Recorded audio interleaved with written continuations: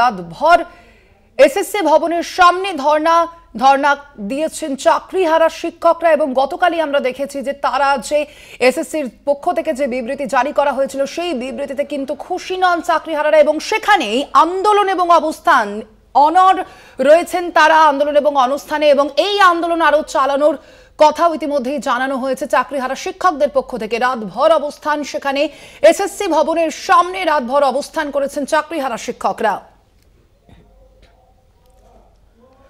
আমরা আরো বিস্তারিত জানবো। আমাদের সঙ্গে এই মুহূর্তে সরাসরি এসএসসি ভবনের সামনে থেকে রয়েছেন প্রতিনিধি শুভঙ্কর মণ্ডল। শুভঙ্কর, আমরা দেখতে পেয়েছি একেবারে রাতভর চাকরিহারা শিক্ষকরা অবস্থান করেছেন, ঠিক এই মুহূর্তে ঠিক কি অবস্থা, চাকরিহারা শিক্ষকরা কি বলছেন? দেখো, চাকরিহারা শিক্ষকরা গতকাল থেকে যে দাবি করেছেন, বলা যেতে পারে যোগ্য শিক্ষকরা, তারা যে দাবি করেছেন যে অবিলম্বে হবে বা প্রকাশ করতে হবে, যোগ্যদের সার্টিফাইড করতে হবে এবং ওয়েবসাইটে আপলোড করতে হবে, সেই সঙ্গে ওয়েমার্কশিটের মিরর ইমেজ সেটিও প্রকাশ করতে হবে। এবং গতকাল আমরা দেখেছি যে এসএসসি কিন্তু কোনো রকম কোনো তালিকা প্রকাশ করেনি, কেননা এসএসসি যে তালিকা প্রকাশ করতে চলেছিল সেখানে প্রথম থেকে তৃতীয় কাউন্সিলিং পর্যন্ত যোগ্যদের তালিকা প্রকাশ করা হবে বলে জানানো হয়েছিল। এবং সেইখানে দাঁড়িয়ে গতকাল এসএসসি চেয়ারম্যানের সঙ্গে কথা বলতে গিয়েছিল সেই প্রতিনিধি দল, তারা কিন্তু তাদের সঙ্গে কথা বলে তারা সেই সিদ্ধান্তের বিরোধিতা করেছিল এবং তারপর কিন্তু যোগ্য শিক্ষকদের তালিকা প্রকাশিত হয়নি। সেইখানে দাঁড়িয়ে প্রায় বলা যেতে পারে 24 ঘন্টা, গতকাল সকাল থেকে এখনো পর্যন্ত যে আন্দোলন অবস্থান চলেছে, তারপর কিন্তু কিছুটা হলে আমরা দেখেছি যোগ্য শিক্ষকরা তারা নমনীয়তা প্রদর্শন করলেন। তারা জানালেন যে যদি যোগ্য অযোগ্যর তালিকা প্রকাশ করতে না পারে এসএসসি, তাহলে যেন সুপ্রিম কোর্টে সিবিআইয়ের দেওয়া যে অযোগ্যদের তালিকা, সেই তালিকা অনুযায়ী যেন অযোগ্যদের অন্ততপক্ষে বহিষ্কার বা টার্মিনেশন লেটার তারা দেয় এবং সেই দাবি তাদের এই মুহূর্তে রয়েছে। তবে গতকাল থেকে আমরা দেখেছি খাবার ভেতর প্রবেশ করতে দেওয়া হয়নি, বিভিন্ন ধরনের খাবার সেগুলো আটকে দেওয়া হয়েছে, অনলাইনে অর্ডার দেওয়া খাবার সেগুলোকে ভেতরে ঢুকতে দেওয়া হয়নি। তবে যারা যোগ্য শিক্ষক শিক্ষিকা তারা বলেছেন তারা কিছুটা হলেও নমনীয়তা প্রদর্শন করছেন এবং ভেতরে খাবার প্রবেশ করার সিদ্ধান্ত তারা গ্রহণ করেছেন। খাবার এলে ভেতরে নিয়ে যাওয়া হবে। শুধু তাই নয়, আমরা দেখেছি যে এসএসসির পাশাপাশি মধ্যশিক্ষা পর্ষদে গ্রুপ সি গ্রুপ ডি যারা রয়েছেন যোগ্য, তারা আমরণ অনশনে বসেছেন এবং তারা কিন্তু অনশন কর্মসূচি চালাচ্ছেন, যেটি এখনো পর্যন্ত আমরা জানতে পেরেছি যে প্রায় 14 ঘন্টারও বেশি অতিক্রান্ত হয়েছে সেখানে। সেইখানে দাঁড়িয়ে তারা তাদের যে দাবি, সেই দাবিগুলো জানাচ্ছেন। ইতিমধ্যেই একজন গ্রুপ সি গ্রুপ ডির কর্মী বলা যেতে পারে চাকরিহারা, তিনি অসুস্থ হয়ে পড়েছেন বলে আমরা জানতে পেরেছি এবং তাকে হাসপাতালে চিকিৎসাধীন করা হচ্ছে, চিকিৎসার জন্য নিয়ে যাওয়া হচ্ছে। নিবেদিতা ভবনের 3 তলায় যে কনফারেন্স রুম রয়েছে সেখানে অনশনে বসেছিলেন এই গ্রুপ সি গ্রুপ ডি যারা রয়েছেন চাকরিহারা যোগ্য। তারা এখনো পর্যন্ত কিন্তু সেই তাদের সিদ্ধান্তে, অর্থাৎ তারা বলছেন যে সুপ্রিম কোর্টে ক্ল্যারিফিকেশন চাইতে হবে মধ্যশিক্ষা পর্ষদ এবং এসএসসিকে, দ্বিতীয়ত অবিলম্বে যোগ্য এবং অযোগ্যদের তালিকা প্রকাশ করতে হবে এবং সেই দাবিতেই তারা অনড়। এখনো পর্যন্ত তারা তাদের অবস্থান এবং অনশন কর্মসূচি চালিয়ে যাচ্ছেন। তবে এইখানে এই মুহূর্তে কিন্তু বলা যেতে পারে যে আগের থেকে যে বিক্ষোভ, সেই বিক্ষোভ মুহুর্মুহু ধ্বনিত হচ্ছে। যাদবপুর থেকে শুরু করে জুনিয়র ডক্টরস ফ্রন্ট তারা যেন এসছে, বিভিন্ন জায়গায় পানীয় জল বিতরণ করা হচ্ছে এবং এখানে বলা হচ্ছে যোগ্য শিক্ষকদের তরফ থেকে যতক্ষণ না পর্যন্ত এই যে তারা যে দাবি করলেন, নয়া যে দাবি যে অবিলম্বে অযোগ্যদের টার্মিনেট করতে হবে বা বহিষ্কার করতে হবে, তা পূরণ হচ্ছে, ততক্ষণ পর্যন্ত তারা কিন্তু তাদের অবস্থান আন্দোলন এভাবেই চালিয়ে যাবে এই এসএসসি অফিসের সামনে। এবং পুলিশি ঘেরাটোপ আমরা দেখেছি, পুলিশ যতবার আসছে তাদেরকে গো ব্যাক স্লোগান শুনতে হচ্ছে। এখানে মানব শৃঙ্খল করে মহিলা যারা রয়েছেন শিক্ষক বা শিক্ষিকারা, তারা কিন্তু এখানে মানব শৃঙ্খল করে দাঁড়িয়ে রয়েছেন, হিউম্যান চেন করে দাঁড়িয়ে রয়েছেন। পুলিশদের দেখে গো ব্যাক স্লোগান দেওয়া হচ্ছে। সব মিলিয়ে এই মুহূর্তে আন্দোলনের গতিমুখ কিন্তু বলা যেতে পারে অবস্থান যেরকম চলছে সেরকমই চলছে। এবং আমরা যদি জানতে পেরেছি আজ বেলা 1:30 নাগাদ অযোগ্যদের, অর্থাৎ যারা টেন্টেড, সেই অযোগ্যদের একটি মিছিল করুণাময়ী থেকে এসএসসি অফিস আসার কথা রয়েছে। সেক্ষেত্রে এখান থেকে বারবার হুঁশিয়ারি দেওয়া হচ্ছে কোনো টেন্টেড যেন এখানে এসে ঢুকে না পড়ে, তাহলে কিন্তু ব্যাপক সমস্যা তৈরি হবে। আগে তাদের যারা প্রতিনিধি রয়েছে, যোগ্য শিক্ষকদের যারা প্রতিনিধি রয়েছেন, তাদের সঙ্গে কথা বলতে হবে। ওই টেন্টেড যারা রয়েছেন শিক্ষক শিক্ষিকা, তাদের যদি তারা অনুমতি দেন তবেই তারা এই ভেতরে আসতে পারবেন, নচেত নয়। তবে সেটির দিকে আমাদের অবশ্যই নজর থাকবে। সেই মিছিল 1:30টার সময় শুরু হওয়ার কথা রয়েছে, কিন্তু তার আগে এসএসসি অফিসের সামনে কিন্তু এখনো পর্যন্ত সেই যে পারদ যে আন্দোলনের যে পারদ যেটি ক্রমশ চড়ছে এবং দাবদাহ গরমও রয়েছে, সেইখানে দাঁড়িয়ে ঘরমাক্ত অবস্থাতেও কিন্তু আন্দোলনকারীরা আন্দোলন করছেন। জলের পর্যাপ্ত ব্যবস্থা না থাকলেও আমরা দেখতে পেয়েছি বহু স্বেচ্ছাসেবী সংগঠন তারা জল দিচ্ছেন, খাবার দিচ্ছেন, বিস্কুট দিচ্ছেন।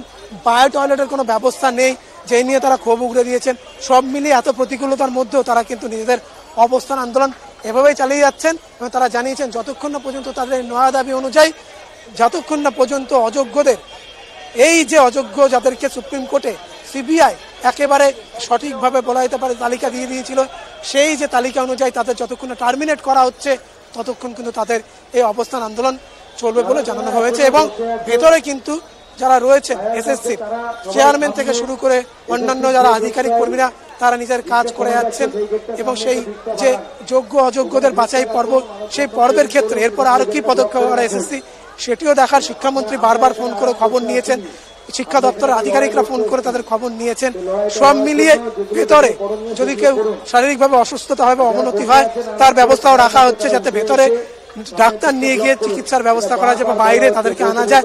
তবে আন্দোলনকারীরা বারবার বলছেন যে তারা কিন্তু এখান থেকে কাউকে বেরোতে দেবেন না, তাদের যতক্ষণ দাবি পূরণ হচ্ছে এভাবে তারা আন্দোলন চালিয়ে যাবে।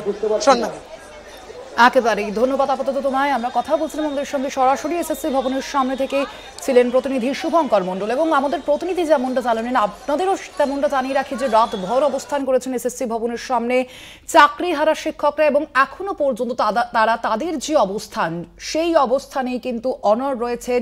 যে তালিকা প্রকাশ করার দাবি তারা প্রথম থেকেই আমরা দেখেছিলাম তুলে আসছিলেন, যে যোগ্য এবং অযোগ্য যারা রয়েছে সেই তালিকা প্রকাশের দাবিতে কিন্তু অনড় রয়েছেন এখনো পর্যন্ত চাকরিহারা শিক্ষকরা। আমরা দেখেছিলাম গতকালই তারা বলছিলেন যে 12 দফায় যে কাউন্সেলিং এর যে তালিকা সেই তালিকা প্রকাশ করার কথা বলেছিলেন। আর এখন চাকরিহারা যারা শিক্ষকরা রয়েছেন তাদের যেমনটা দাবি বলে জানা যাচ্ছে যে অযোগ্য যারা রয়েছে, এই যে 26,000-এর পুরো প্যানেল, 2016-র যে পুরো প্যানেল, সেই পুরো প্যানেলের মধ্যে যারা অযোগ্য রয়েছে তাদের তালিকা প্রকাশ করার জন্য দাবি তুলছেন ইতিমধ্যেই চাকরিহারা শিক্ষকরা। অবশ্যই এখনো পর্যন্ত এসএসসির পক্ষ থেকে এই তালিকা সম্পর্কে কিছুই জানানো হয়নি। আপনাদের জানিয়ে রাখি, আমরা গতকালই দেখেছিলাম যে এর আগেই আমরা দেখেছিলাম যে 11ই এপ্রিল যখন শিক্ষামন্ত্রী ব্রাত্য বসুর সঙ্গে চাকরিহারা শিক্ষকরা যখন বৈঠক করেছিলেন সেখানেই কিন্তু এই বিষয়ে তাদের জানানো হয়েছিল মূলত, এবং যোগ্য এবং অযোগ্যদের যে তালিকা সেই তালিকা প্রকাশের কথা কিন্তু তখনই তারা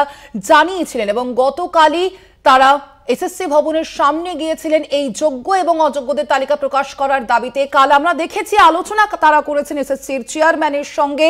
13 জনের যে প্রতিনিধি দল তারা এসএসসি ভবনের ভিতরে গিয়ে আলোচনা করেছিলেন চেয়ারম্যানের সঙ্গে, যদিও সেই আলোচনায় খুশি হননি চাকরিহারারা। আলোচনার পর রীতিমতো হতাশ হয়েছিলেন, কারণ তাদের যে দাবি, অর্থাৎ যোগ্য এবং অযোগ্যদের যে তালিকা প্রকাশ করার যে দাবি তারা তুলে আসছিলেন সেই দাবি কিন্তু পূরণ করা হয়নি। এবং পরবর্তীতে আমরা দেখেছি যে এসএসসির পক্ষ থেকে যে বিবৃতি জারি করা হয় সেই বিবৃতিতে বলা হয়েছিল যে সুপ্রিম কোর্টের নির্দেশ মেনেই সমস্ত কাজ করা হবে। এসএসসির পক্ষ থেকে এমনটা জানানো হয়, কিন্তু যোগ্য অযোগ্যদের তালিকা সেই তালিকা নিয়ে কোনো কিছু স্পষ্ট জানানো হয়নি।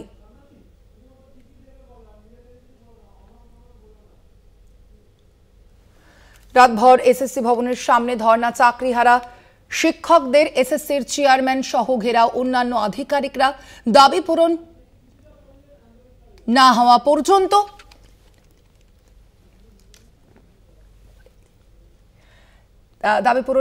পর্যন্ত তারা এই আন্দোলন চালাবেন এমনটাই জানিয়েছেন। যদিও গতকাল তারা যেমনটা জানাচ্ছিলেন যে যোগ্য অযোগ্য তাদের তালিকা প্রকাশ করতে হবে, আজ তারা নিজেদের সেই দাবি কিছুটা শিথিল করেছেন। এবং তার পরবর্তীতে তাদের যে বক্তব্য এখন যে অযোগ্য যারা রয়েছে তাদের তালিকা প্রকাশ করার কথা, সেই দাবি কিন্তু তারা বর্তমানে জানিয়েছেন। ইতিমধ্যেই দাবি পূরণ না হওয়া পর্যন্ত আন্দোলন, অনাহারে কষ্ট পাক এসএসসির চেয়ারম্যান, সেটিও চান না আন্দোলনকারীরা। এবং সেই কারণেই চেয়ারম্যান সহ ঘেরাও থাকা কর্মীদের খাবার না আটকানোর সিদ্ধান্ত নিয়েছেন ইতিমধ্যেই শিক্ষকরা। রাতে আন্দোলনকারীদের খাবারের ব্যবস্থা করেন জুনিয়র চিকিৎসকরাও।